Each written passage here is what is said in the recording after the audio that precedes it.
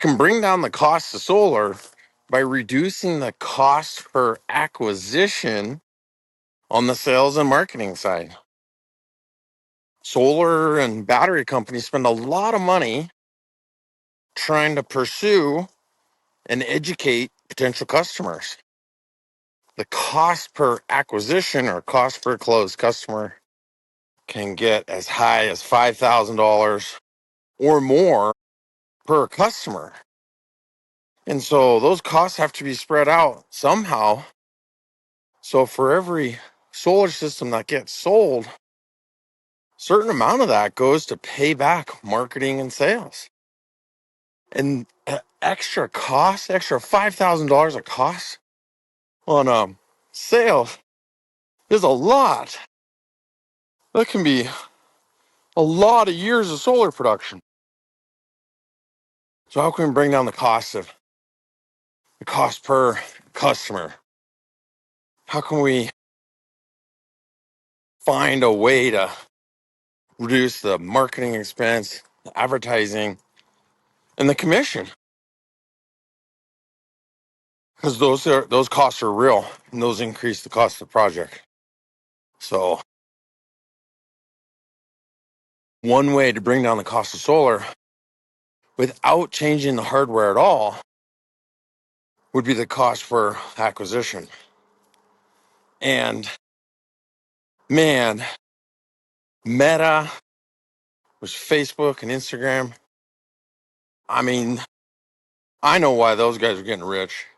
I know why those platforms are worth billions of dollars. Because they just suck the money right out of you. Put a credit card on file and ching, ching, ching. There it goes, whether you get leads or not. They're just putting your name out there and it may not convert, but you still pay the money. Indy. Hey, Indy.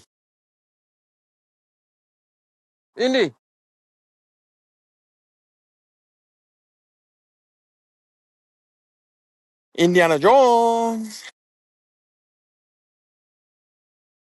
That I love. So Meta and Facebook and Instagram and Google too, right? I put those campaigns out there. Google spending so much money, $3, $4, $5,000 a month, easy, and it may not convert. So those risks are borne by the contractor installer because it's not guaranteed to pan out. Well, some marketing and sales tactic companies, agencies that offer a pay for performance tends to be better, where an agency guarantees appointments or guarantees leads. You only pay for those. That reduces the risk of overspending, but not far enough. So solar and battery installers need to come up with a great message, a great offer that's compelling so that more people click through, more people schedule appointments, and more people close. But for every offer out there for solar and battery backup, not very many close. The close rate can be low, and so those costs go up for everybody. So driving down the cost of solar is so important. Such an important technology. It's fantastic, but still too expensive, right? Costs too much. You got to find a way to drive down the cost of solar and battery without just looking at the hardware costs.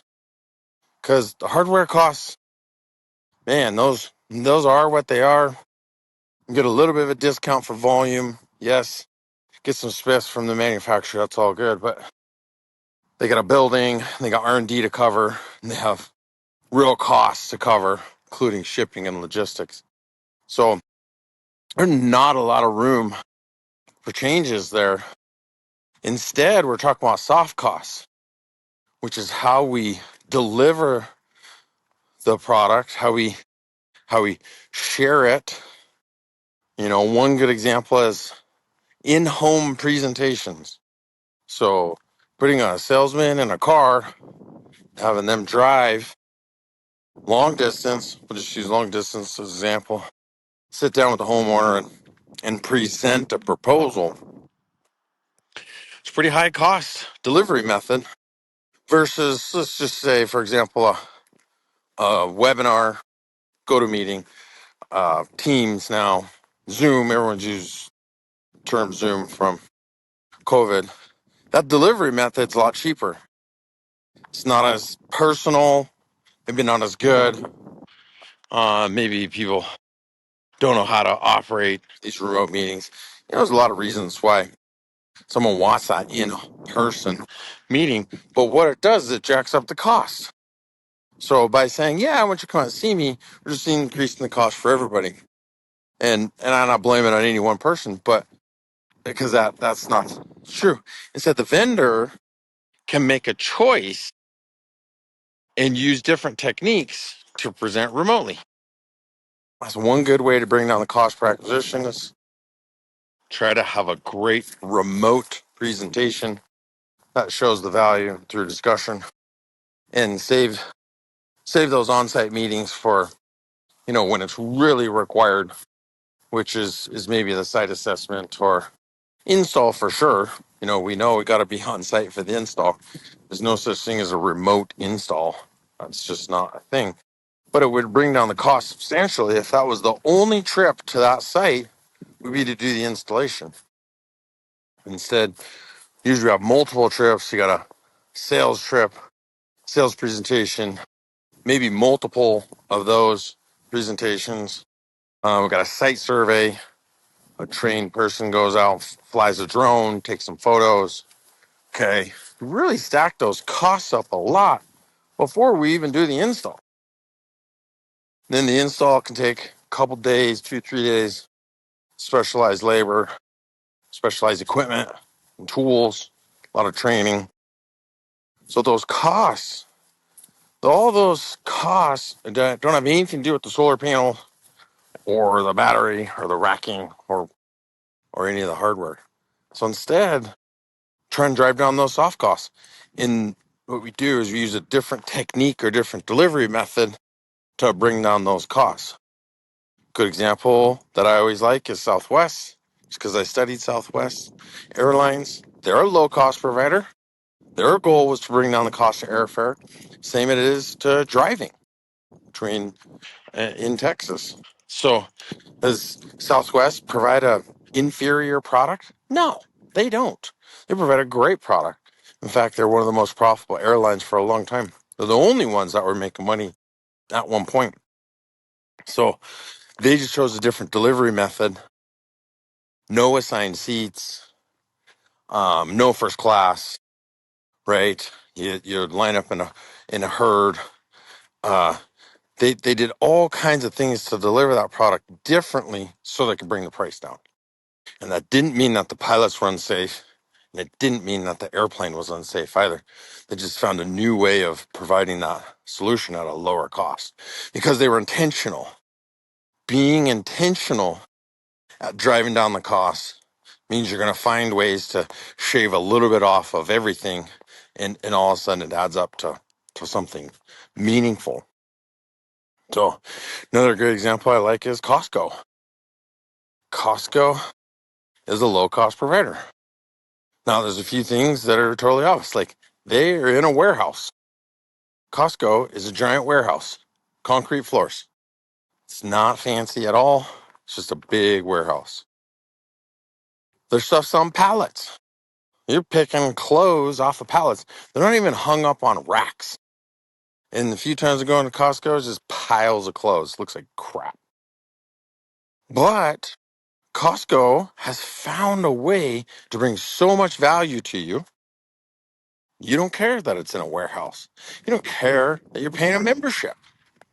That delivery method, the way they're bringing that product to you in these big quantities, everything's doubled up, right? So they're increasing their ticket size.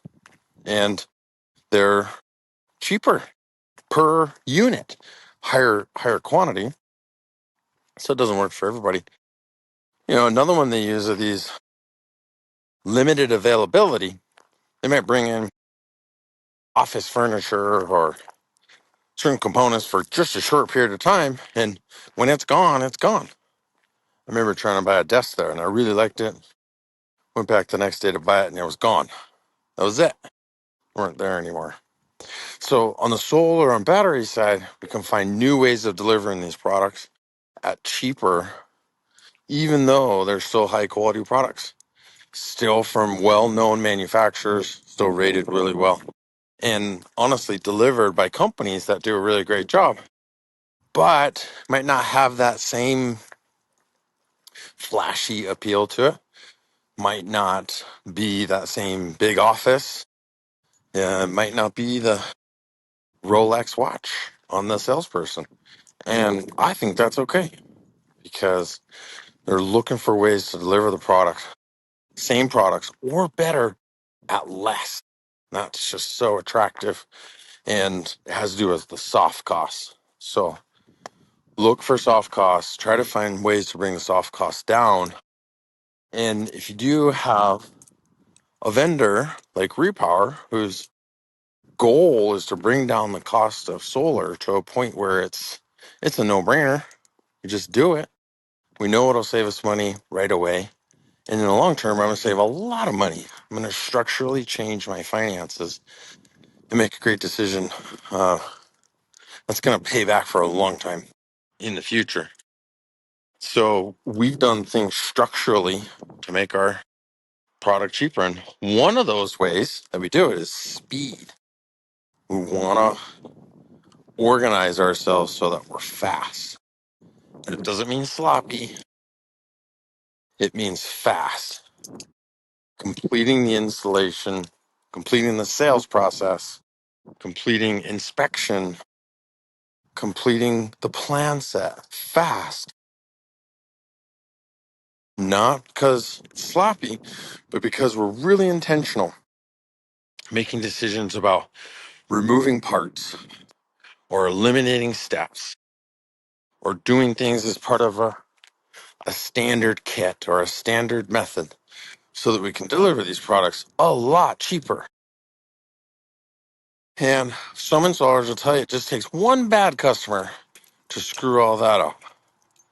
One install that went bad or one install that went way over on cost to mess a lot of stuff up. You got to make it up on the next customer or the next 10 customers, whatever it takes. So being really well trained is one of the keys.